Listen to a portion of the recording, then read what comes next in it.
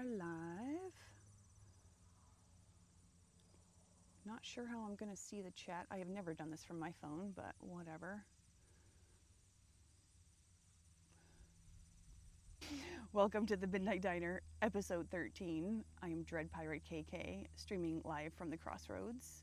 You will notice I am not in my old studio or in my new studio, and we're just going to wing it outside.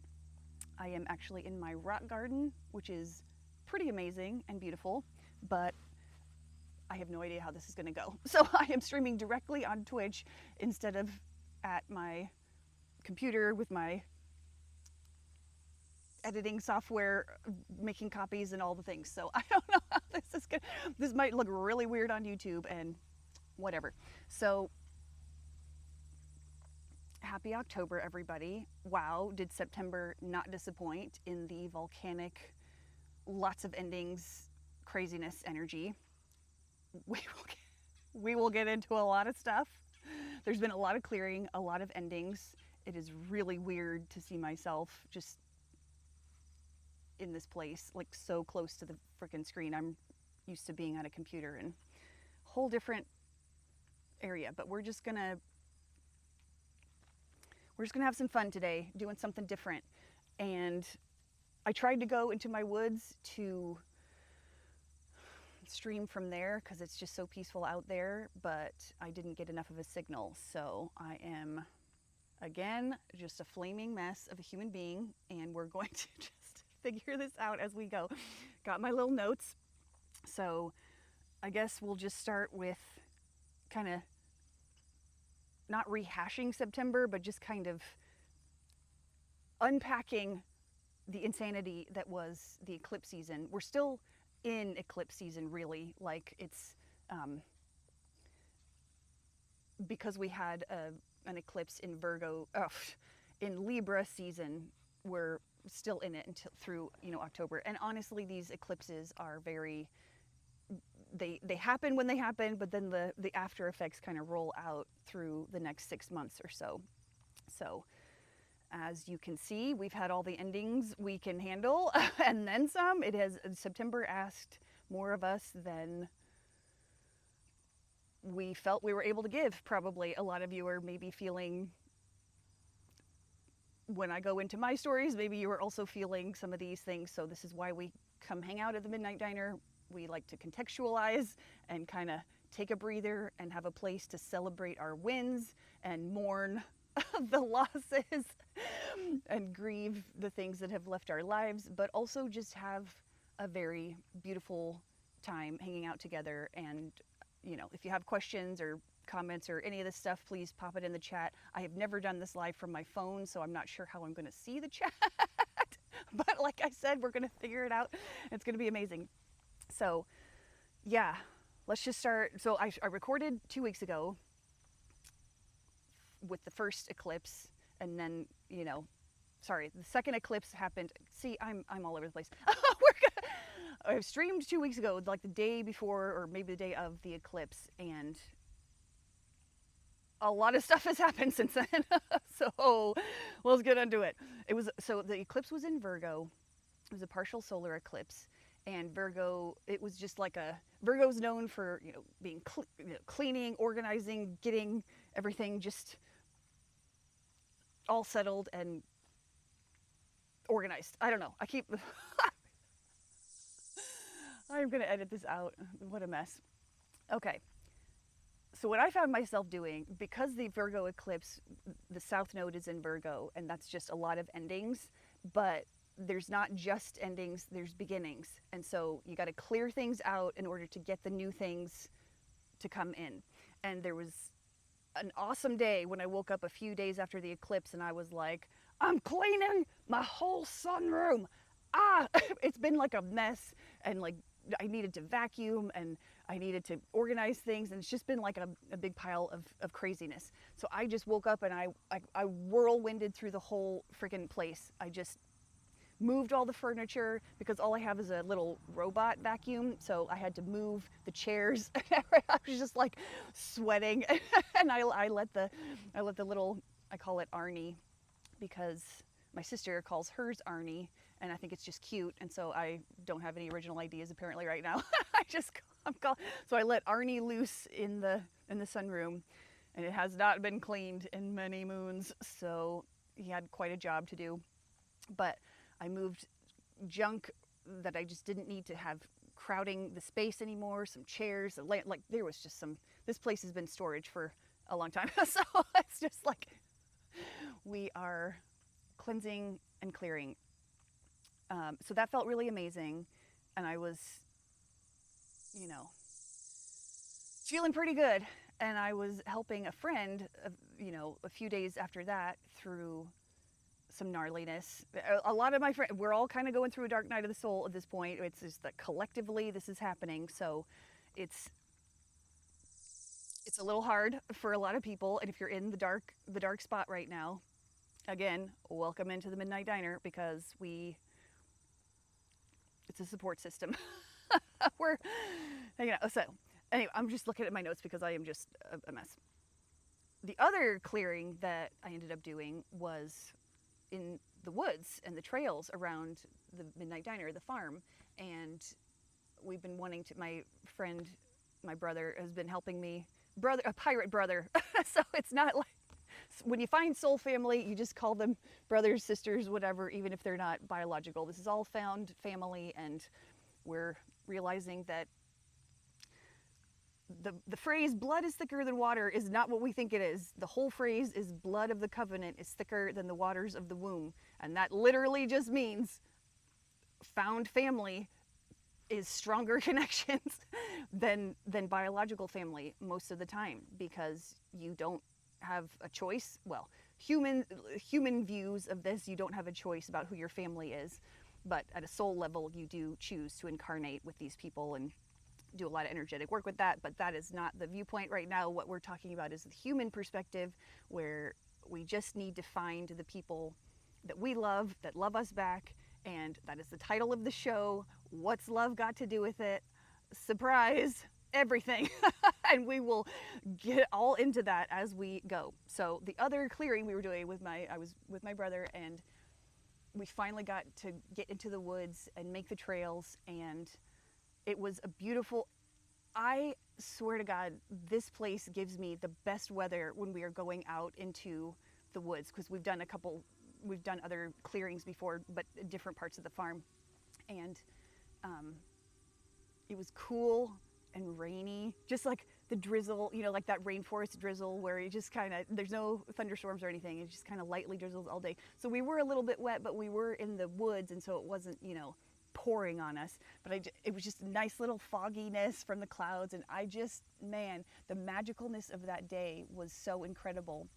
And we worked really hard. It's awesome. I'm like, I got my farm girl muscles back, and I'm like, yeah, we're gonna move logs and trim honeysuckle and get this crap out of there. And so the Virgo eclipse 2 weeks ago, it just brought a lot of clearing. We needed to get everything out of our systems, and physically we clear, you know, physical objects in our lives, and, you know, people and circumstances and all that stuff. But energetically, that's also happening, because at a soul level, we're clearing out the densities that we have incarnated to take on, and all the traumas and all the programs of the inverted matrix and all kinds of everything that we've been clearing out. And so it made a lot of sense that this Virgo eclipse was just like, it's over. You got to get the crap out of your system, your energy body, your mental body, your emotional body. We got to just regulate. It was a little difficult to regulate in September, though, because, oh my God, all the endings were insane. September was a 9-month, and in numerology, 9 is the number of endings. And so we had the 999 portal, we had an eclipse, we had 2 eclipses. I mean, this was literally just, it was a lot. Very, very volcanic. So after clearing the trails in the woods that one day, most magical day, the next day after that, we cleared a trail through the meadow. And the meadow is this place where we used to, when I was growing up, it was just a big clearing, and we would sled down the hills in the wintertime and have, you know, family gatherings. And so it's just like a big, but right now, because it's been abandoned for however many years since my grandfather died, it's just overgrown with some shit. And so my brother took his bush hog and really just massively cleared all these this amazing little trail through that meadow. And in the part of what happened, he mowed over a yellowjacket nest. They nest in the ground, and I was following along behind the bush hog, carrying the chainsaw, not knowing that he had mowed over a yellowjacket nest. And so I dropped the chainsaw and I ran back to the barn flailing. I got stung. So, and I thought they were hornets at first, and I know hornets don't lose their stingers, so they will sting you over and over. And I thought, I'm fucked. I need to just run. So I ran back up to the barn, and they had gotten in my sleeves, and they were in my, so I just was taking off all my clothes. I was in the barn just like freaking out. And so when I saw that I had some stingers in my arm, and so I knew that, I was like, oh, these must be yellow jackets because hornets don't lose their stingers. So I was like, I calmed down a little bit, but not that much, because they were still coming after me, which really sucked. I don't recommend any of this stuff, but we got it. Everything was fine, and it actually was not that bad. It was weird because I haven't been stung like that. I think when I was younger, I got stung by something, but I just, ever since then, I don't really get stung by bees or yellow jackets or anything. I don't really go outside that much. Like I'm like a homebody, and I don't really go through, places where there would be a yellow jacket nest. So all the stingers and all that, I got stung here, I got stung in my arm, I got stung in my back. Where else did I get stung? I can't remember. Anyway, but it was I feel like there was another place that, oh, well, I did say my back. Anyway, it doesn't matter. But it wasn't as bad. Like, I could feel the sting, the burn, but it just didn't hurt as much as I thought it would, which is a very interesting metaphor for all the things that I have been through and would be going through, that I'm going to get into in a second. But like, all the things that have happened, it's like, it should hurt like so much. I keep expecting, bracing against the pain and the loss, and anything. I just keep bracing for things because everything has just been so hard lately. And it's just like, what comes next? We're bracing for the blow, but it really just didn't hurt that much. And obviously, I'm not allergic to them. I mean, I did swell up a little bit, but nothing. I know people are really allergic and have to go into the hospital and all kinds of shit, but that didn't happen for me, so thank goodness. And I actually had an acupuncture appointment a few hours after that. So I got to go in there and just be like, so here's what happened. Can you make sure I don't have any stingers in my back? And like, whatever. My ear. That's the other place. I got stung in my right ear. That was actually the worst one. It was weird. It lasted the longest. It hurt the longest. And anyway, all of these tie together because, again, physically things happen that reflect the energetic things that are also happening. So I knew that every place I'd been stung had a deeper meaning. And so, like, right here, I got stung the right side, right under my collarbone, and that's about where I think the high heart chakra is, and also it's the masculine side. My right side is my masculine side, and then so an activation in the higher heart chakra. And then my left arm, I've had dreams before where I'm doing things like healing things with my left arm. I think that was an interesting. My left arm is obviously my feminine side, and then in the back, I got stung kind of near my spine, and I've had some spine. Not issues like medical, whatever, but I got a tick bite back in, if you've been following my stream, you know about this tick bite, but so I won't go back into it. But for months, I've had this like brittle, girl, my cat. You want to say hello? Leonidas, he gets pissed when I pick him up. Stop. Now he's knocking everything over. Anyway, so I had this tick bite and these spine issues where it's like, it feels really brittle and like it's gonna crumble into dust at any moment. It's not, I'm being dramatic, but also that is how it has felt. And I know I'm fine. It's part of this activation, that all these activations that I've been going through, months and months, and I've talked about it in my stream, so we won't go back into it. But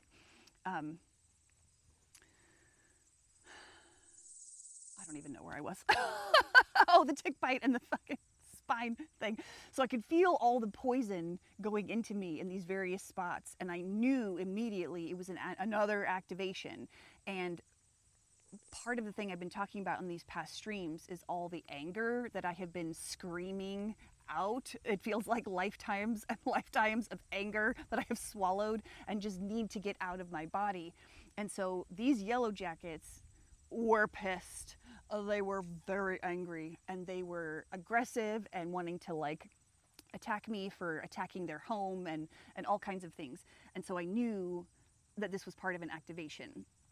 And when I went to my acupuncture appointment, he told me that yellowjacket specifically, the remedy for that is honeybee. And I was like, I have had so many syncs the past few years that I am part honeybee. Like there's a soul aspect of mine that is a honeybee. And I was like, so they were literally helping activate, these yellowjackets were helping me activate this honeybee me. So that made a lot of sense. And then with the anger thing that I've been screaming out, whatever, this ties in, but it is a little bit of a side quest. But I saw recently that Jane Goodall died. And there's another side quest to that, which ties into the Mandela effect, because this is the third time she has died. And I don't care how those of you who know what the Mandela effect is, which I will explain, that will not sound crazy to you, and maybe some of you do have memories of her dying multiple times or at least once or whatever. But when I was young, I remember watching a movie about her. I think Sigourney Weaver played her, Jane Goodall, and she died. Like she was not alive when I was a young kid. Like I watched this movie and I remember, because I remember like they didn't show all the blood from when she died, but like I remember seeing like a shot of her hand, and the hand had like dried blood on it or whatever, and that's just like so ingrained in my memory. I did not, like, she's dead. And then like a few years ago, I saw whatever, I forget what happened, but she got this notice that she had died. Oh my gosh, Shay is here. Hello. Oh my gosh. I can see the chat. Good thing you chatted me, because I wasn't sure how I was going to see the chat. I'm on my phone. I don't know how this works. Anyway, so also tell me, Shay, if you think that Jane Goodall died multiple times, because that's what I'm talking about right now. Like she was dead when I was a young girl. I remember this. And then a few years ago, I got another notice, or I just hadn't been aware of her, or maybe I did. Mandela effects are weird, because Mandela effects are timeline merges, and they're called Mandela effects because a big portion of the population remembers Nelson Mandela dying in prison, and the other big portion of the and I am one of these. He did not. He became the president of South Africa. Like he got free from prison. You honestly didn't know she was alive. Okay, fucking thank you. Fucking thank you. So that again, a few years ago, I got the notice that she died again. So with this Mandela effect, I sort of you keep the memories from the old timeline, but you also have like the new memories from the new timeline, and you're just it's a little foggy and kind of weird. So when I realized that she was still alive, I was like, did I not remember my old? So I was like, was I wrong? Did I see like a weird movie that wasn't actually true? So it's very confusing, but it's very memorable. Just like Nelson Mandela, if you remember him dying and other people are like, no, he was literally the president of South Africa, what are you talking about? So it's just a very weird effect, but it's kind of like proving quantum physics. It's like infinite timelines kind of things, and as we kind of collapse timelines or merge into different ones or whatever, it's just like these different events happen differently on different timelines, and so you have multiple memories, and it's very confusing. One of the most famous ones is Publishers Clearinghouse, Ed McMahon. Again, this is a very specific cultural reference, but like anybody my age around, we remember Ed McMahon bringing these huge gigantic checks to different people who won different prizes and that kind of. He would go to people's houses with these huge checks, and he worked for Publishers Clearinghouse. But apparently on this timeline, it was a different company or whatever. And we're all just like, what? What's happening? Another one is fruit of the loom. There's no cornucopia in this timeline, and all of us are like, but that's how we learned how to spell cornucopia, because it was part of, or like we knew what it was because it was part of the fruit of the loom commercials. Anyway, lots of different things like that. It's a really fun rabbit hole to go down if you haven't actually heard of it. But anyway, so yellowjacket activation happens with the anger and all the everything that it was kind of triggering in me. And my friend Zaddy Cat has done a few energy sessions on me, and what happens is sometimes a gorilla shows up for them, and they're just kind of seeing all this in their third eye kind of thing. And so a couple of times a gorilla has shown up, and he is pissed. He's like full of rage, and my higher self comes in and like tranks him, and he's like, you got to take a nap kind of thing. And he's come in multiple times. And so again, with this Virgo eclipse a few days ago, or I can't even remember when this happened, last week or whatever, I got another notification that Jane Goodall died. I'm like, this is the third time. And so because she worked with, I don't know if she works with, I can't remember, chimpanzees, gorillas, all of it. I can't even remember at this point. Everything is just a mush in my head. But I knew, again, that was like a closing of a cycle with my own rage and anger, and the yellowjackets had helped me kind of process a lot of this stuff and helped activate my honeybee. I just heard a hawk. Oh my God, that's so cool. A red-tailed hawk. God, divine masculine. Love this energy. God damn, this is a good stream. Even though I'm a flaming mess. I'm a flaming mess.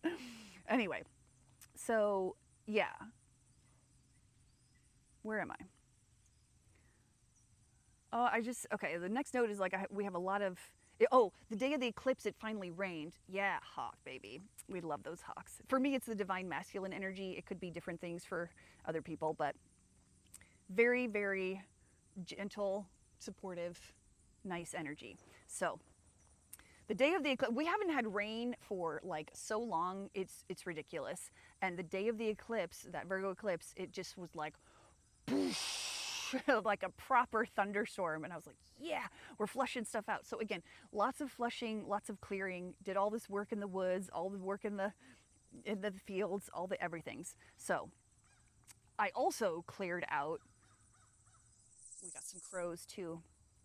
I'm surprised the elk aren't actually making their noises. I don't know if it's mating season or what, but if you hear elk, they make funny noises. So I don't know if you can hear any of this. My mic might be good enough that it's just, it doesn't pick up any of these things. But anyway, the other thing I quit and cleared out was social media. I have not been online since the Virgo eclipse. Well, I did get on a couple days ago just to kind of, somebody had sent me a link to an Instagram thing, and I was like, all right, I'll watch this. And then like, because I was on Instagram, I was like, let me just scroll through some of the people I follow. And I was like, all right, I caught up on a couple things. I was like, nah, I don't know. And then I got on yesterday because I was posting my notice that I was going to go live on Twitch.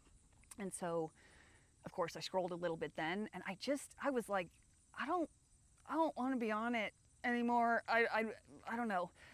So I think I don't know if I'm moving away from social media or what's going on, but I just have not been able to be on. So a lot of flushing out. Apparently I missed the rapture. I logged back on a few days ago to watch that link that somebody sent me. And then as I was scrolling through, I was like seeing all these posts about like, well, jokes about missing the rapture or whatever. I was like, this didn't happen, but blah, blah, blah. And I'm like, we're doing the rapture thing? I mean, because of course we are. Like, and apparently, because whoever it was, I don't know if it was a South African preacher predicting that or what. I was not really following any of the things that were happening, but I sort of got bits and pieces, and whatever preacher had predicted whatever preacher had predicted it was supposed to be for September 30th. And so I got on. Okay, yeah, it's supposed to be today and tomorrow. Okay, so whenever I got on, it was after September 30th. And so it was like, okay, they were reevaluating. They're like, oh, we need to use the Julian calendar instead. Yeah, Jesus had the wrong calendar. I'm sorry, but what the fuck? It's the most fuck. So anyway, apparently I knew it was supposed to be they had reevaluated the dates to be like, apparently it's today and tomorrow. Today and tomorrow. So, you know, I don't even have any words. I was going to try and make a joke, and I'm like, oh, it's already a joke, so I don't really need to say anything else. Like, what the shit? Oh my God. Anyway, lots of other people there's more and more people now talking about Three-Eye Atlas. I love that they landed not on a specific day, like, how is it not, exactly, how is it October 5th or 6th? Like, do you not know? Do you not know how to do math? Which one is it? Oh my God. Anyway. So yeah, lots of people talking. This is what I was discovering as I logged back in online. And I have been watching a few YouTube videos, partly because I follow some space weather people there, and like a couple of astrologers and channelers, and also Candace Owens. Come on, I've been watching her content about investigating Charlie Kirk's thing, and it's just, I don't watch all of them, but sometimes it's just kind of like, I like to check in or whatever. So I have been on YouTube, which I know is social media, but like my point is I haven't been scrolling Twitter and TikTok and Instagram like I used to do. Yeah, Candace Owens is very engaging. She is not taking shit from anyone, and it is real. It's just so fun to watch her. So anyway, and I know she's a controversial figure, very polarizing, whatever, but I'm enjoying it, and I'm not gonna apologize for that. So anyway, so I was noticing as I was scrolling through some of the feeds, just a lot more people are talking about Three-Eye Atlas, and it's interesting because when I recorded that last stream, I was talking about, maybe it was 2 streams ago. I think it was the one I did on September 7th, and I was talking about the planets that Three-Eye Atlas was going to be passing, like Earth, Mars, and Jupiter. Anyway, and I was talking about how it felt like a divine masculine activation, but like rewriting of those codes, and also like higher consciousness, and you know, spirituality, and probably bringing in a bigger picture to the cosmos, and probably a lot of dark nights of the soul kind of shit. And so when I logged back in to check through some of these things a couple days ago, a lot of people were saying that. And in particular, Jordan Crowder had a really great podcast about it. He's on YouTube, or you can listen if you have like a specific podcast app that you like to listen to. But I like to watch his videos because he walks in the woods, and he's really engaging to watch. Anyway, he made a whole video about how Three-Eye Atlas he was connecting it to a lot of to some mass awakenings. And I was like, oh, I was right. It's really nice when you have the validation from people who are like more famous, or feel like they're more connected, or like they just have a lot of good information. And so I wanted to talk about, there's also a new comet coming in from the Swan galaxy, constellation, Swan something. It's coming in from Swan. And so Three-Eye Atlas was coming in from the direction of Sagittarius, I think, or like the galactic core. And I was like, well, that's going to bring in some real deep codes. And then the Swan comet, I forget what they're calling it. It's R2 Swan, I don't fucking know. But that's coming in from like the Aquarius side of the zodiac. And it's like, talk about the two genius signs of this, you know, like Sagittarius and Aquarius bringing in these like incredible higher consciousness ideas and codes. And the codes come in, when I say codes, like, yes, energetically, this is kind of like a, you know, whatever, spiritual, blah, but also on the physical, like sort of more physics side of it, neutrinos come in with these new comets and stuff. Like, so the neutrinos are it's like 99.9% or something of everything is neutrinos. If we could see them, we would not see anything else, kind of thing. But they're so small, they're kind of like invisible, and they pass through us, you know, constantly. And so we're getting neutrinos from, you know, the planets, the stars, you know, like all the things. And so we have the codes that these neutrinos give us. And so so that's why astrology is so interesting, because like the neutrinos from those planets and whatever geometries that they're in, we understand how they work because we've worked with the same neutrinos for however many thousands, whatever, of years. But when these interstellar objects come in, they're bringing whole new neutrinos. and Three-Eye Atlas in particular is bringing in a lot of, like, what they've been able to tell so far is that it's bringing in organic matter, like plasma and all kinds of things that are the building blocks of life.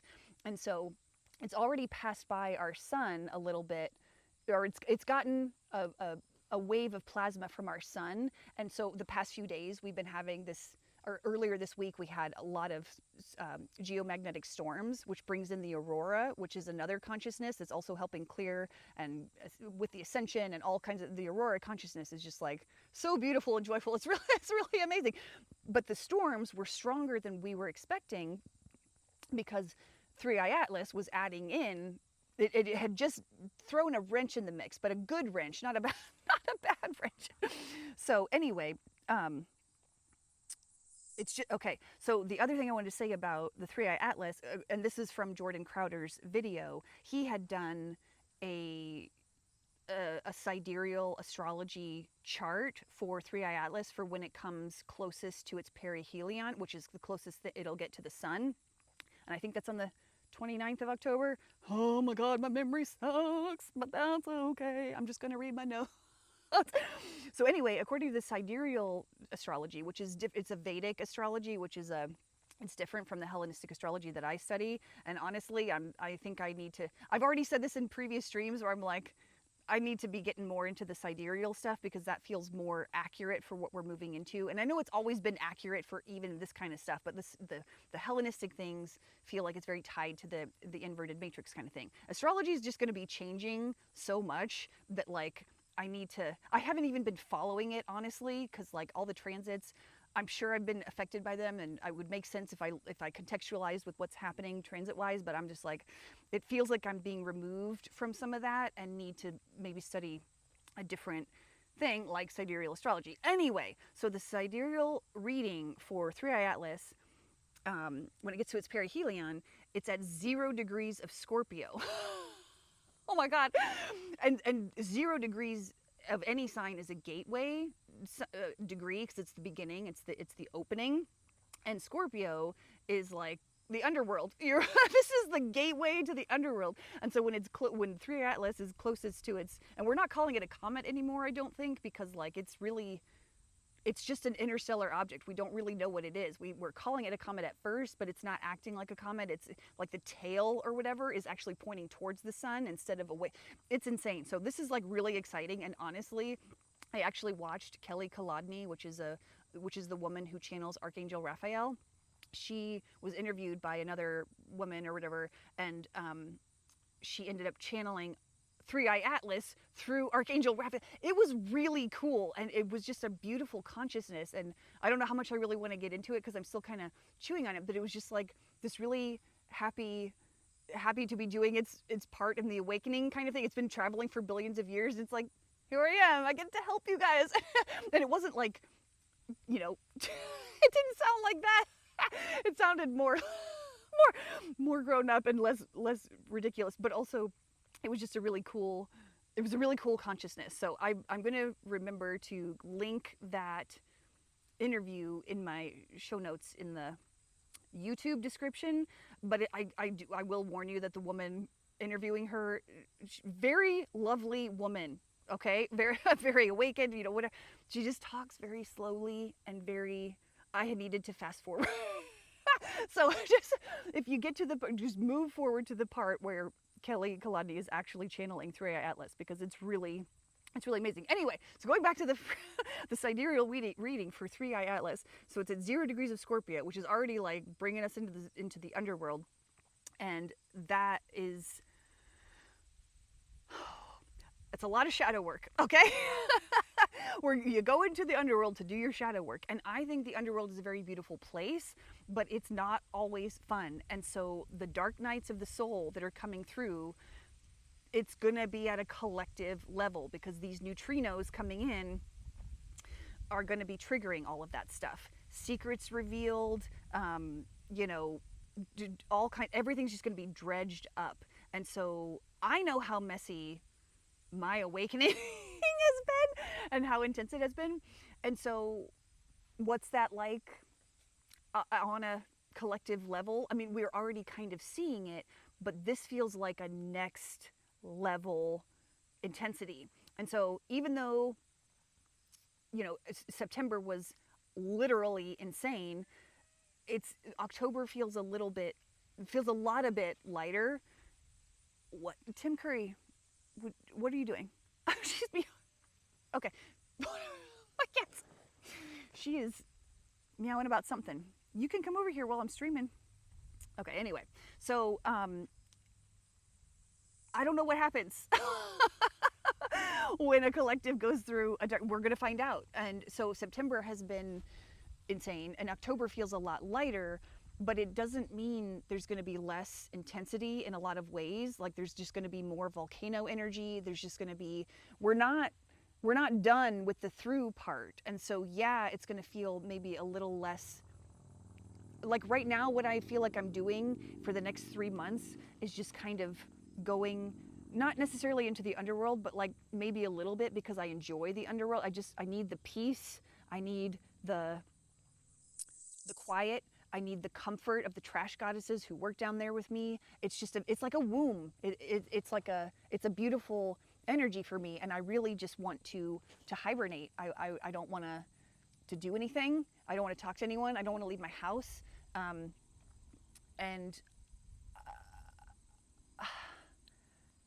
I don't know. So the world is gonna, the intensity is not gonna stop, but it's just gonna be different.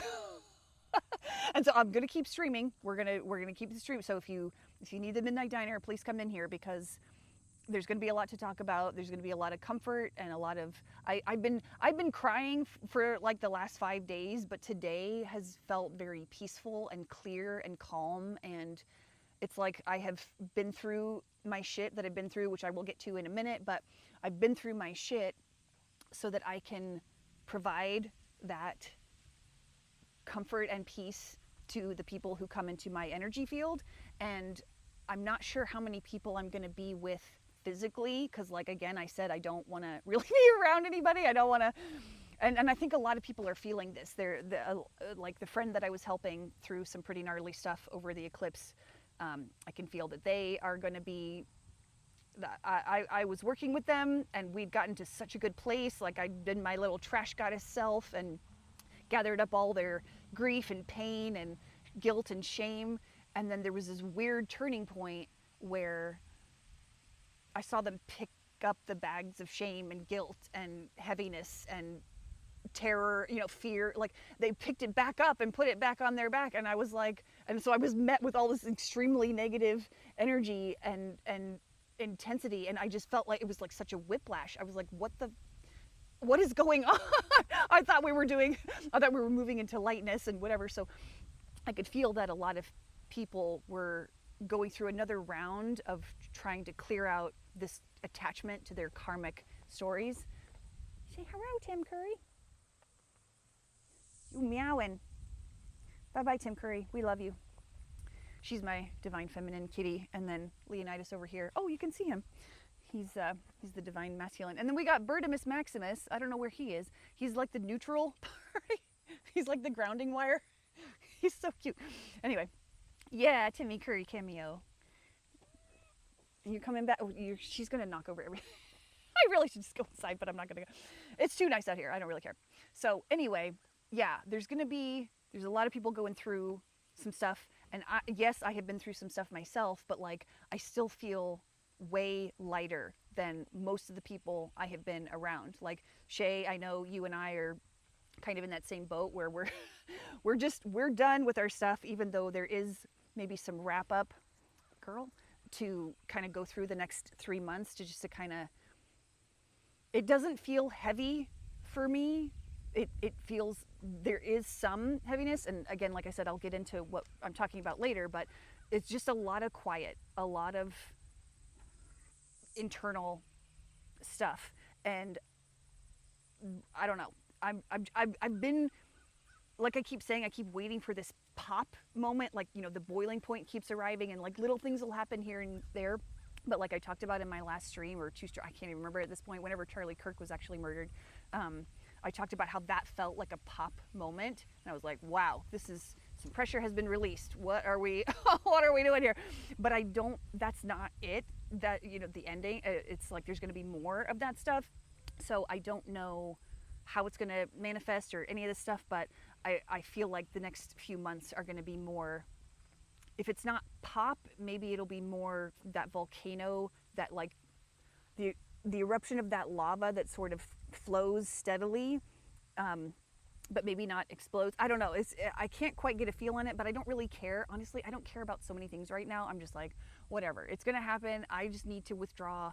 And I've, the Virgo eclipse that came through, it just stripped away literally everything. Like the people I thought I was going to be around, they have decided to be in their own shit for a while. And I'm like, well, they're not ready for my medicine in the way that I can give it. And so I've done what I can do for them. And if they choose to pick back up the bags of karmic gnarliness, that's on them. And it's not a judgment towards them either. It's like, that's the way people work through things. And so I send them lots of love and peace and comfort while they go through this stuff. But I have realized that I was going back into my overgiving, no boundaries, all the things that I learned not to do with my old housemate, Dorothy. I was like in a Dorothy 2.0 situation, and I was like, whoa, I'm glad I learned that lesson before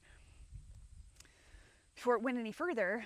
And it just, but even though it all kind of felt like a slap in the face, some of these things that were happening, I was just like, so happy that I had been cleared of things that were vampiring for me. And when I took my walk in the woods this morning, I felt so good. I felt like maybe it was all the crying I've done, everything that's been like stripped away. I don't feel that heaviness anymore. I feel so much peace and calm, and I'm going to bask in that because I deserve it. Okay. I deserve it. And I just need some time to be in my own energy. And I guess everyone else does too. So, yeah, more pops. I don't want to talk about that. I don't care. Oh yeah. My next note actually was expect more seismic activity. So yeah. And that's in the astrology. Pam Gregory has done a lot talking about how this and that, it'll be like earthquakes, volcanoes, and this is partly like Earth is healing, like as we, me screaming out my anger kind of thing. It's the same kind of thing for Earth. And not that I would also, the next thing on my note here is to dispel the myth of angry Earth. Like there's a lot of people who talk about how Earth is having an anxiety attack, or Earth is angry at us, or about, no, she's fucking not. She is this super consciousness, and she loves us. She is not angry at the things that we have done. It's like all part of this learning experience. She is a school. We are her children. We interact with this living library, and we learn lessons. And yeah, we have done some serious damage to her, but it's nothing that she can't heal. Like, she is a self-healing body, and she's stronger than we give her credit. Like, I don't know if these people are coming at it from like human consciousness levels where it's like, well, I'm angry at what people are doing, so she must be angry. And like, yeah, the volcanoes and earthquakes may seem angry or whatever, but they're not. It's a release of tension, of trauma, of whatever. But she does not hate us. She's not angry at us. She wants to help us learn and evolve with her. This is a place where nobody comes here without her permission, so she knows what's going on. But anyway, I just want to, so there is going to be more seismic activity, but it's going to be revealing secrets. Again, like the 0 degrees of Scorpio note that I had, it's like, we're going to have, I even had some, I'm on my phone right now, but so I had some screenshots of, there was this underwater discovery in Croatia, I think, there was this like underwater wall, and it was obviously built by humans kind of thing. And so they're reevaluating the level of, like, we think primitive humans were just primitive and not, and now we're realizing, well, we've always done that, but like the masses are finally realizing that our history is not what we've been told. And so anyway, a lot of underwater kind of like exposing the Lemurian lands again kind of thing, Atlantis stuff, but it's a lot of Lemuria thing. It's everything. Oh yeah, and that was my I even had it. I was like, new land masses and archaeology revealing Lemurian civilization screenshot. I can't show the screenshot because my, but anyway, it's like, it's really cool. And there's more to come from that. And there's, oh, that was the other thing I wanted to talk about, because I don't know when this came out. I feel like it was a while ago, but I'm just now learning about it. It was LiDAR. I don't know what the technology they used or whatever, but some group did an analysis of the space underneath the Sphinx's paw. And now that I'm saying that, that might have been a channeling. Man, the memory, I don't know anything. It might have been a channeling, never mind, not a discovery. But it's tied into what is going to be happening at the spring equinox in 2026, where there's going to be a big reveal. I think the halls of Amenti are going to be opened. Like, this is, you know, the Hopi prophecy. If anyone doesn't know what the Hopi prophecy is, it's about these times. It's prophecies about these times. And the Hopi prophecy mentions around the spring equinox or something of, they didn't say 2026, but it was just the star of Regulus. And again, they didn't use the name Regulus, but it was the star of Regulus and the red star, or the sun, basically, when they both rise in the eyes of the Sphinx or something, like basically the records are going to come online. I don't remember the words of the Hopi prophecy, but again, remembering the channeling that I was listening to, again, that might have been a Jordan Crowder episode. So if it was, I'll remember it, and then I will link it in my YouTube description if that's what it is. But it was a remote viewing. That's what it was. And the remote viewing under the paw of the Sphinx, and that is the opening to like the Atlantean records, and that will be opened spring equinox or around that time. The spring equinox is when Regulus, which is a blue star, which I think is what the Hopi prophecy said, it was like a blue star, whatever name it was, and then the red sun. And so when they're in the eyes of the Sphinx, that's when something gets revealed. And so that, to all of us who are following these spiritual things, it's the Atlantean records, and this is going to be tied in to like probably alien disclosure, probably a religious, because it reveals the origin of souls, basically, and like or the origin of humanity and like what we really are. And so we have to be ready for that. And so all the major religion leaders are going to have to figure out how the fuck to tell their followers that have believed the bullshit that has been in the sacred text or whatever. So stuff is going to be happening from now through the next, March equinox kind of thing. And again, I don't know how it's going to play out or what's going to go down, but these are the kinds of things that we can be expecting. And that's why 3i Atlas and the Swan comet coming through, they're changing our neutrino algorithm or whatever, and they're preparing us for these revelations. And it's going to rock the world. But that's, again, what we're here for. Those of us who are doing these streams, like Shay and I and, other people like us, we all know this stuff is coming. And again, we don't know exactly how it's going to be revealed or what is going to, we're all getting our memories back kind of at the same time, but we're being prepared these next few months to kind of go into that underworld place and really get right with ourselves and with God, or, whatever you need to do to kind of close out that old karma. And it's just going to be interesting. Also expect more revolutionary activity. And I want to mention about the revolution, because Pluto is out of bounds, and from now, like, it's been out of bounds for a while, and now it's going to, I think through November or something, whatever, it doesn't matter. It's a few months now. And so the power is with the people. And we're seeing uprisings everywhere. And I know so France, Germany, England, and the Philippines are the things that I've been saying. Obviously Nepal, I talked about that a couple streams ago, but, and they're not going to be the only ones, but France, Germany, and England, I think astrologically have a lot of tension in their charts or whatever. So they're going to see more protests and all kinds of, it's going to be, but the revolution is also peaceful and full of love. And so there's so many people who are like meditating for world peace and choosing love instead of fear, and all kinds of everything that is also revolutionary, but it's not necessarily going to always be burning things to the ground. And so there's just, expect more of that over these next few months. And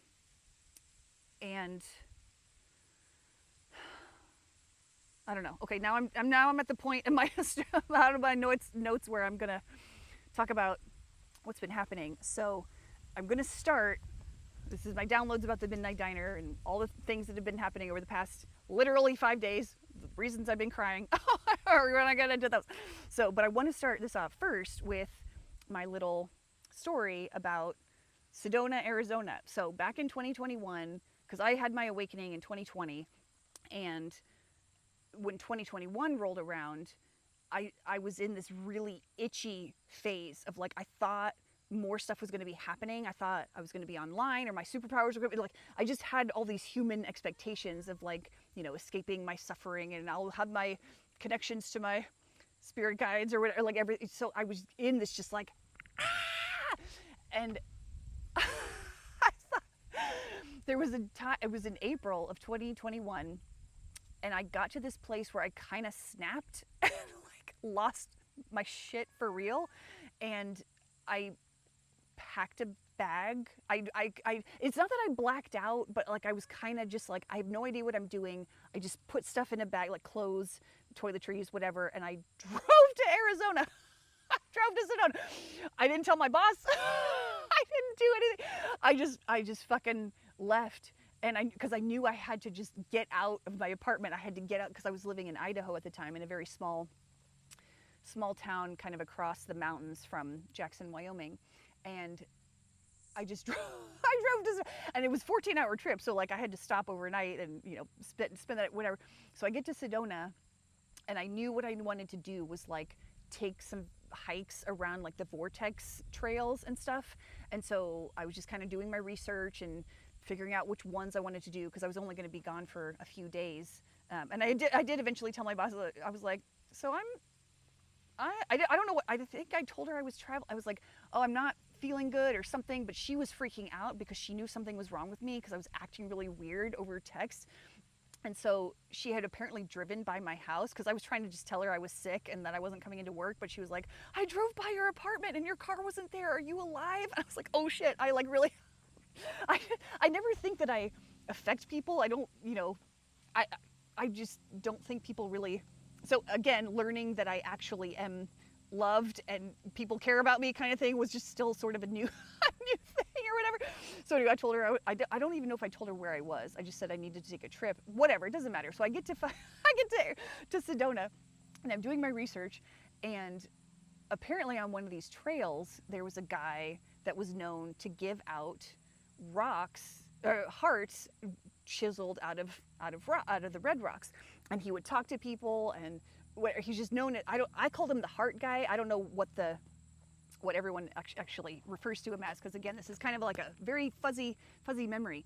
And so I was reading about this guy, and I was like, oh, because he comes, you know, around 10 a.m. to the specific trail, whatever.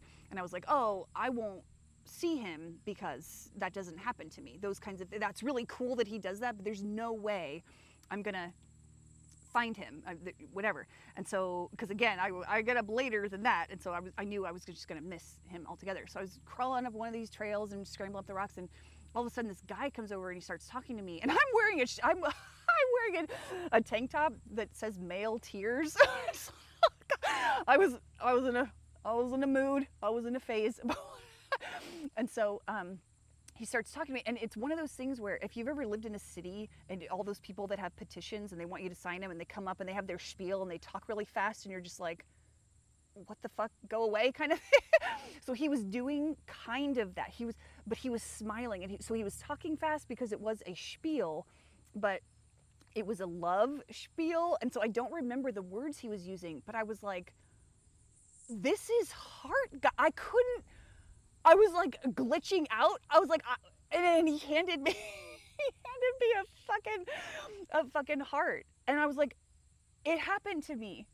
A good thing, like it felt like a miracle to me. And it was a miracle. That's the thing. Like, and Shay and I actually talked about this in our last podcast for Sultry Circus. It's like, these things are miracles, and we have a tendency to either not notice them or write them off as like, oh well, it was a coincidence, or you know, it's that can't be a miracle because a miracle has to look like such and such or whatever.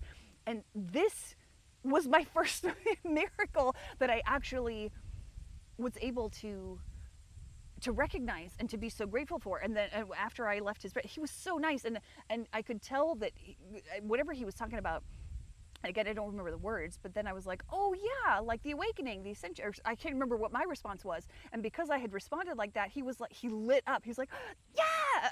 And then we like talked a little bit, because I'm sure he gets met with like scorn and derision and like all kinds of everything, and probably some love or whatever, but he's just out there every day, or however much he can do, and he's handing out these hearts, and I'm like experiencing my first miracle, and I'm just sitting there like, oh my God. And so I scramble up the rest of the way to sit under the juniper tree, because the more gnarled the juniper trees are, that's where the vortex energies are the strongest. And so I sat under this really gnarled juniper tree, and just kind of contemplated everything that was happening. And it wasn't like that made everything great. I still felt like like shit.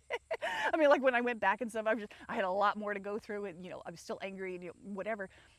But opening myself to that frequency of love and miracles, and like life is good, good things can happen to you, and just changing my whole perspective and belief systems around that kind of thing.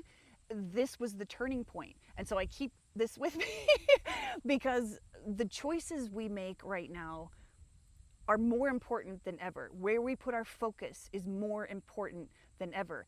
And if you focus on the bad stuff and everything that is just, you know, all the narratives that try to keep you looping in fear and shame and guilt, all of that stuff, you can choose that, or you can choose to be in love. And I'm not saying every day has to be perfect. Like I said, I've just spent 5 days crying my eyes out and feeling really bad. But there, at the same time, there is a buoyancy in me, because I know that whatever has been happening, we're trending towards good. We are trending towards love. We're reaching that critical mass of people who have chosen love and are tipping the balance in favor, and we are all going to be in an amazing future. And like I said, it's not over. The through part of the only way out is through, that is not over, but we are going to be okay. And so the thing that has been happening,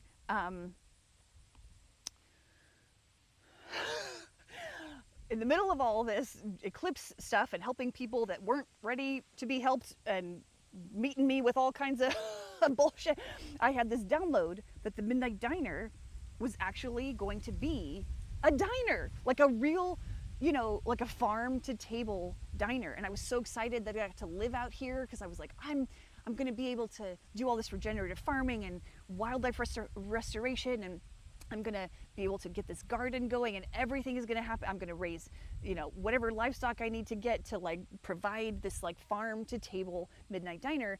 And it's going to be this incredible way to meet people and be, so I talk about being an Akashic Records keeper in human form. And what I love to do is be with people in like short doses, like a diner thing. Like if I'm running this diner and travelers come in, and I get to kind of be my Akashic Records self and clear out some of their, like, you know, be the trash goddess and clear out their energy and like say these cool, you know, things about the cosmos that open up their perspective. And like I get so many more of them because they're going to be coming in to this Midnight Diner. I was just like, this download, it just felt incredible. I was like flying high, so fucking high. I was like, yes. And then a few days later, I got some news. It was actually really good. I have talked before a little bit on the stream about how I have been in this family lawsuit since July of 2022. It's been pretty fun and bullshitty. But the lawsuit is over. We have settled everything. There was a mediation earlier this past week that I did not go to because I had a dream that my grandmother told me not to go. And so I was a little afraid to tell my mom. But I did. I was like, I'm not gonna go. And so I didn't do that. In fact, I'm glad I didn't go because it was 14 hours. And at the end of it, it was decided that my uncles get this place where I'm currently living, the Midnight Diner. And I have 90 days to exit the premises. And I did not see that coming. I was not on my bingo card at all. This was a blow that I just was not prepared for it. I was prepared for a lot of things, you know, but this was not one of them. And so so I had that night to process this, and I, because I am used to upheaval and insane shit happening like this, I was able to move through it pretty well, because it's actually kind of hilarious because Shay and I had just recorded this episode where we get to keep the nice things. And in fact, my last stream was called Don't Look Back. It's like we don't look back on those old stories about not being able to keep the nice things. We get to keep them this time around. And here I am losing the nice thing. And so I was like, I didn't know what to do. And so because I'm so used to upheaval and because I'm used to doing all this stuff, and I was like, I was pretty devastated. Obviously I was crying, you know, doing all the things. And but there is this, again, this buoyancy in me where I know that even though I'm not apparently able to keep this nice thing, I know because of all of this, this has been the journey from here to now, or from there to now. It has shown me that anything that gets taken away from me is replaced with even more amazingness. And so it was really, really hard to process this loss, because, I mean, talk about a Virgo South Node eclipse. Like, this was the ending to end all endings. I didn't see a way forward, that, you know, and finally I realized, I was like, oh, I am the Midnight Diner.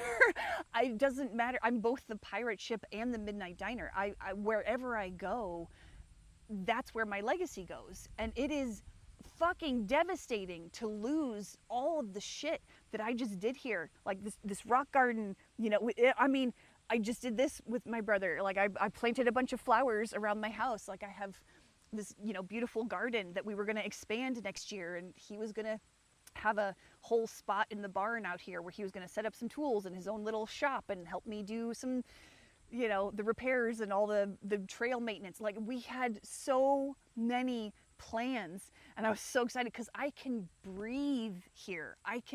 When I lived at the pirate ship, or you know, previously where I was living, you know, in like apartments and stuff, apartment living became like this too small suit, and I was like, and then I got to upgrade to the pirate ship. So even though I was devastated that I had to move back to my hometown and live in this fucking, you know, town I didn't want to live in, this house that was falling apart, it was a huge upgrade. I could feel as soon as I moved into the pirate ship that my wings got to unfold and expand, and I could breathe there too. And yeah, it was really hard to live there because it's cold in the winter and it's hot in the summer and it's humid and it's kind of moldy, you know, and the windows are not attached to the walls all the time, you know, and it's really hard to live there. But still, when I lived there, that consciousness of that house was just so beautiful, and she welcomed me in, and I felt like I was at home. And then I upgraded to this place, this Midnight Diner place, and you know, I have felt so cozy and everything. You know, the pirate ship is it's like a jungle out there. It's overgrown. It hasn't been taken care of. You know, the barns are falling in, you know, everything is it's hard for me to breathe out there. So when I got here, I felt like I was home. Like this was my home, you know, and I didn't think I was ever going to have to leave it. I was like, wow, the first time I've ever felt like I'm putting down roots. And it's an incredible feeling because I've never done that. I've been a nomad most of my life. I spend like 1 or 2 or maybe 3 years in a place before I move to the next thing. And I've been wanting roots, and this has just felt like I found myself here. I've had all these activations. I was actually sitting here in the rock garden when I got the news that I had 90 days to live here, and I couldn't, and the guardian is like right, right there. I'm like looking right at him. I couldn't even look at him. I was like, I have to give up the guardian. Oh my gosh, I'm gonna cry. Oh, anyway, I've done the crying. I thought I wasn't gonna cry, but that's thank you, Shay. You're so beautiful. I love you. So I couldn't even, I couldn't even look at the guardian. It was weird. Like the hardest thing for me to give up or like leave, you know, being the guardian. And again, my rock garden, like I feel so at home here in this rock garden, and I love sitting here. And anyway, it was a lot, but I did realize that I am the Midnight Diner. And so what I'm going to be doing is moving back into the pirate ship, and I'm not fucking looking forward to it. Okay. I'm not looking forward to being in a place where I didn't feel like I could breathe, kind of thing, but it will be temporary because my mom and I have talked, and we're part of this lawsuit settling kind of whatever the fuck has happened. We need to sell another property. It's part of this trust, whatever, long story, but basically we're going to have just enough money to build some sort of like home kit, whatever, out at the pirate ship that will be fresh. I'll get a pole barn, and I will get a smaller, but whatever, a nice, fresh, sealed, you know, energy efficient home. And it's not necessarily my dream home, because I have these dreams of like, you know, earth friendly materials, and like kind of part of it is inside the ground, you know, and part of it is out, you know, so I have like, I have visions of my perfect home. But this again will be an upgrade. It will be a home that, because honestly, you know, the furnace is about to go out here, you know, and maybe I'm being protected. I actually, Shay was the one who told me. She was like, I think maybe you're being protected from something, which I hadn't even thought about. And then I started thinking about how yeah, the furnace is gonna go out, and you know, a whole lot of other things. This house definitely has some things that are a lot to repair, and it would be better to start fresh. And that is what this is. This is a fresh start. This is me moving into something that is all my own. And every time I dream about ancestral purging and all the ancestral karma that I have been, you know, working through as part of my mission here on this earth, the dreams have always been centered here. And so when I lived here, I was like, oh, cool, I've cleared out everything and whatever. Nope, haven't cleared out everything. It is me that needs to be cleared now from here, because I have done my work. I have peeled away from those old karmic storylines and I am starting something fresh. And apparently it's going to be at the pirate ship, which is interesting anyway, because like that's where I started this journey to a certain extent. Like I discovered my pirate queen self, and that's why I named the pirate ship, because, you know, a pirate queen lives in a pirate ship. And then this Midnight Diner came online, and so now it's like I'm threading,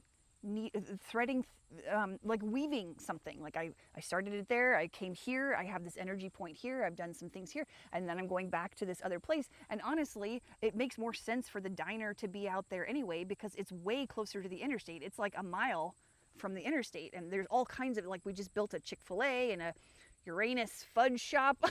It's hard for me to say Uranus because I keep saying Uranus, but anyway, it doesn't matter. It's clearly, you know, I knew all of these things were going to be drawing more people into this area, and we're actually somebody's building a dispensary in this town, in the Midnight Diner town, which is just across the border from the pirate ship. Anyway, it's a few miles away. So again, lots of people are going to be coming here. And so it makes sense that whenever this, because again, this is not going to be moving quickly. This is the Lemuria time. It takes the time it takes, but the Midnight Diner is going to become the Midnight Diner in time. Whatever I get to do, I'm starting fresh, and that's where I get to do it. And so I moved through all of that on my own the day that I discovered the news. And the next day, my brother, who had just helped me clear all these things out and do all this work, he has poured time, money, energy, just believed in me, believed in my vision. Even though he doesn't always understand what I'm saying, he believes in me, and he's open-minded, and he's done so much, and we shared a dream here, and I was more, the worst part of this for me was looking for, oh my gosh, 111:17 on the timer right now. Oh my God. The worst part for me was anticipating breaking the news to him, because he has been burned before. That's one of the things he kept asking me as we were starting all these projects. He was like, are you sure you're going to be here? Because he knew about the lawsuit and whatever. And I was like, yeah, I'm going to be here. Like, it felt like this was my place. And I had zero doubts that this was going to be my place forever. And so he believed me, obviously, because I believed myself. And so I was, oh man, it was harder for me to face that than it was my own upheaval, because oh God, oh, it just hurts. It hurts the heart. And so, I went through the whole thing. I was like, he's never going to believe another word I say. He's not going to believe in me anymore. I mean, I knew he would be nice to me. He's always nice to me. I'm not friends with assholes, you know, like he's a good fucking man, you know? So I knew he wasn't going to be a jerk to me, but I knew this was gonna, he's been burned before with helping people who like abandon his projects and, you know, neglect it, you know, he's just been burned before by giving a lot and receiving like negative in return. And so we came over the next day because we were gonna harvest the rest of the garden. Hilariously, I had all these sweet potato vines, and I was like, oh my God, I'm gonna have sweet potatoes coming out of my ears. I had 0 sweet potatoes. Apparently the soil had too much nitrogen, so we were trying to pull up stuff, and he was like, there's no sweet potato. I don't know why that's so funny, but there's no sweet potatoes. We did get some squash. Got a whole lot of squash to make squash soup out of. I'm really excited about that. Anyway, that's besides the point. So he was coming over to do that. And so he knew something was wrong as soon as he got here, and he was like, let's have, before we do the garden, let's just have some tea. Let's just, you know, hang out. And, oh man.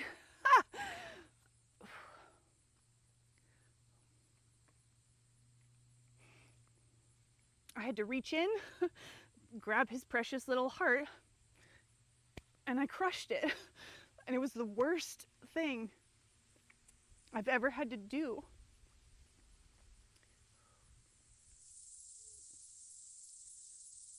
And like I knew, he was nice to me. I saw the light go out in his eyes, and all he did was give me a hug. And I just cried, and I was like, I want to give up. And he was like, don't you dare.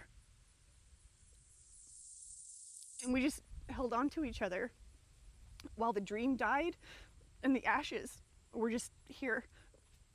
And all that was left was love, because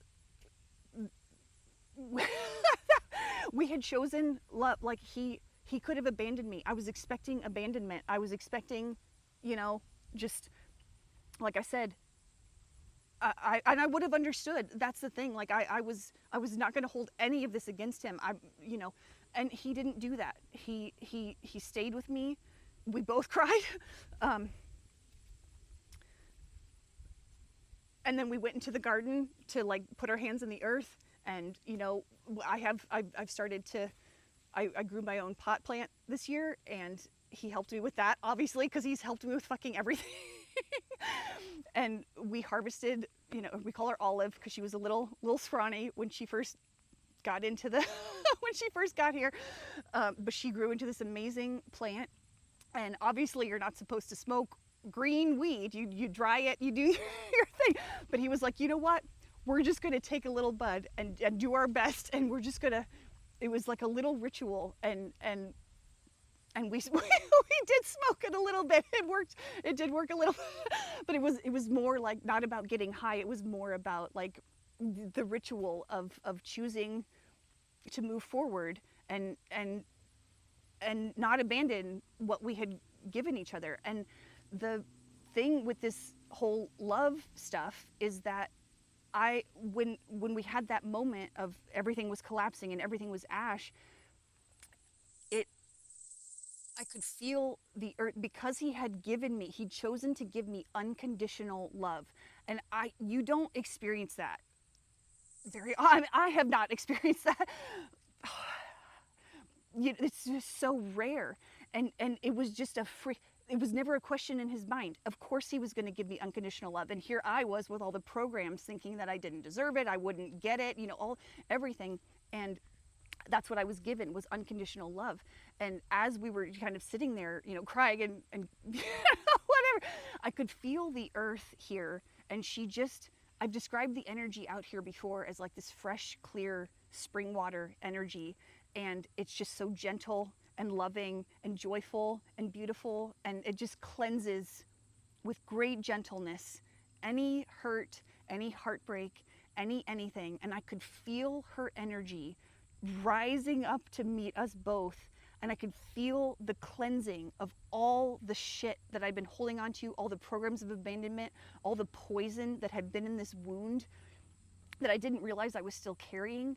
And it was such a healing moment for me. And I did feel like an open, raw wound later that night, like as I was sitting here, I just felt like an open, raw wound. But it was a wound that had been flushed of poison and could finally heal.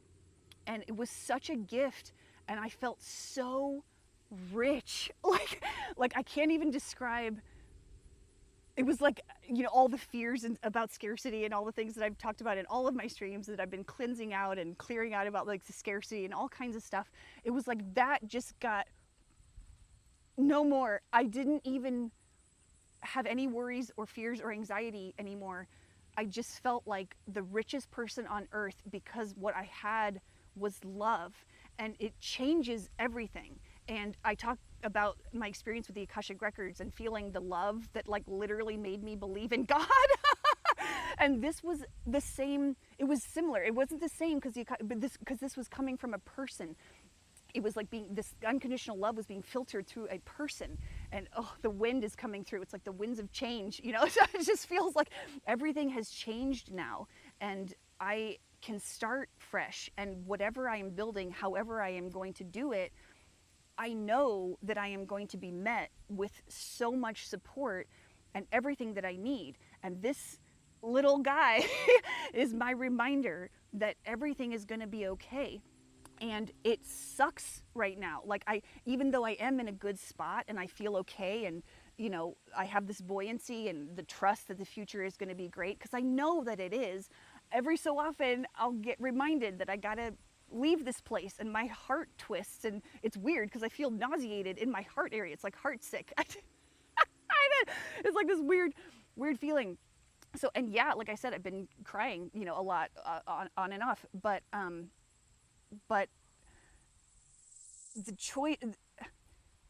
the choices between choosing fear and love, like you choose love. It's worth it. It makes a difference. This is how we move forward, and more people are doing that. How do you, this kind of thing happens to me first, there are those of us who pre-wave these kinds of things to show other people that it's possible to move through this and to have good things on the other side. I had nothing when this was my first little thing. Look at all I had. I mean, I have given up so many things. My life has been insane. I've been through some crazy shit and given up some things that I really didn't want to give up. And every single time, the universe has given me more in return. And so I am here to be the lighthouse, to show you that it's okay to keep your heart open after disaster, after heartbreak, after upheaval, after everything. And it's going to be okay. The other thing about this is there's no more certainty. I was so certain I was going to be here forever. And the energy we are moving into in 2027 that we are getting a taste test of right now with the nodal axis, I've been talking about this in almost every stream, it's showing us that there is no more certainty. So this is an example of how you move through the no more certainty. I don't know what's going to happen. I literally don't have the first clue of what the next steps are going to be. We're about to have an Aries full moon in a couple days, and so every lunation brings in something new to experience, to download, to make sense of, to chew on. You know, something happens every lunation. So whatever happens in the next few days or the next couple weeks, you know, between now and my next stream, I'm sure that I will get more context on some of these things. But for now, I'm just sitting in uncertainty, and it's okay. You can do it too. And come back to the Midnight Diner. Every time I stream, I will be the lighthouse for you, and I will give you love, and it's unconditional. Unconditional love just allows, you know, it's fine. I don't know how to, once you experience it, you know what I'm talking about. So those of us who've been through a spiritual awakening and have experienced the unconditional love of God, we know what is possible through love. So what's love got to do with it? Fucking everything, bitch. Fucking everything. So you're gonna be okay. Everything's all right. I'm sending you lots of love and hugs. It's gonna be intense. A lot of this stuff is gonna just be, you don't think you're gonna make it, but you're gonna make it. And I'm just gonna give you one last hug, and I'm gonna end the stream, but come back to the Midnight Diner, and we're all gonna make it through this. It's gonna be okay. KK out.